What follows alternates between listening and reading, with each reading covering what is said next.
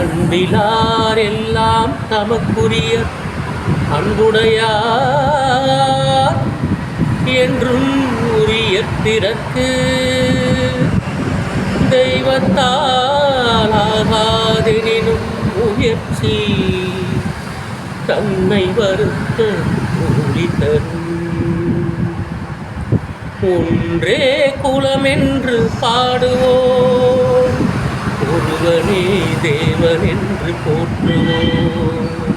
அன்னை இதயமாக அன்பு வடிவமாக வந்து வழிகாட்ட வேண்டுமென்று வணங்குவோம்.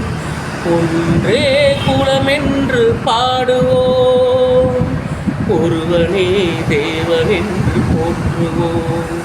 அன்னை இதயமாக அன்பு வடிவமாக